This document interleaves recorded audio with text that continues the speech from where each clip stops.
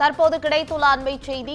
நெல்லை ராமையன்பட்டியில் 6 ஊராட்சிகளை புதிதாக உருவாக்கப்பட்ட ஊராட்சிகளை மாநகராட்சியோடு இணைக்க எதிர்ப்பு தெரிவித்து போராட்டம் நடைபெற்று வருகிறது. இதுகுறித்த கூடுதல் தகவல்களை தருவதற்காக செய்தியாளர் சிவகுமார் இணைப்பில் இருக்கிறார்.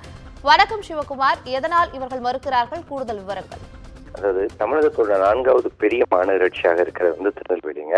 இந்த திருநெல்வேலி மாநகராட்சியை ஒட்டியுள்ள பகுதிகள், அதாவது பஞ்சாயத்து பகுதிகளான ரெட்டியார்பட்டி, இட்டேரி, முன்னீர்பள்ளம், நொச்சிகுளம், ராமையன்பட்டி, தாளித்து, கிளநத்தம் உள்ளிட்ட சில கிராம ஊராட்சிகளை உள்ளாட்சித்துறை என்ன முடிவு எடுத்ததுன்னா மாநகராட்சியோட இணைக்கணும்னு. ஆனா நெல்லை மாநகராட்சி ஒட்டி உள்ள பகுதிகளில் இந்த பகுதிகளில் வந்து இணைக்கக்கூடாது அப்படின்னு சொல்லி ஏற்கனவே வந்து பல பிரச்சனைகள் போயிட்டு இருந்தது. இந்நிலையில இவங்களை வந்து இந்த கிராம பஞ்சாயத்துகளை மாநகராட்சியோட இணைக்கிறதால தங்களுக்கு எந்த வளர்ச்சியும் கிட்ட போறதில்லை. ஏற்கனவே இதனால இந்த கிராம பகுதி மக்கள் வந்து 100 நாள் வேலை திட்டம் வந்து பார்த்துட்டு இருக்கிறாங்க. இந்த திட்டமும் ரத்தாகும், அதனால எங்களோட அடிப்படை வாழ்வாதாரம் பாதிக்கப்படும் சொல்லி தற்போது அந்த போராட்டத்தை ஈடுபட்டு இருக்கிறாங்க. எப்படின்னு பார்த்தீங்கன்னா ராமையன்பட்டி பகுதியில் இன்னைக்கு வந்து அக்டோபர் 2 அப்படின்னாலே கிராம சபை கூட்டங்கள் நடைபெறக்கூடிய ஒரு நாள்.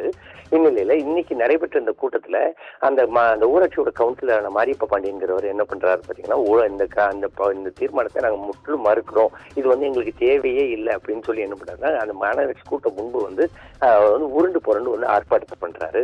ஏற்கனவே அதே மாதிரி ஒட்டியுள்ள பகுதிகளான இட்டேரி ஆகட்டும், அதே மாதிரி பார்த்தீங்கன்னா முன்னீர்புல ஆகிய பகுதிகள் வந்து இந்த கிராம சபை கூட்டத்தில் வந்து எங்களை வந்து மாநகராட்சியோட இணைக்காதீங்க, எங்களை தனியா இருக்கப்படுங்க அப்படின்னு சொல்லி ஏற்கனவே போராட்டம் நடைபெற்று இருக்குது.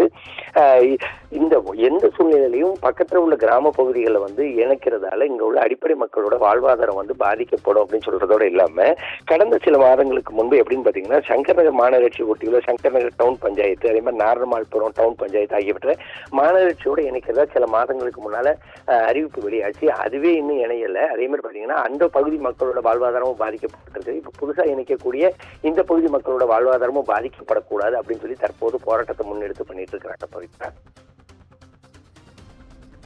தற்போதைய தகவலுக்கு நன்றி சிவகுமார்.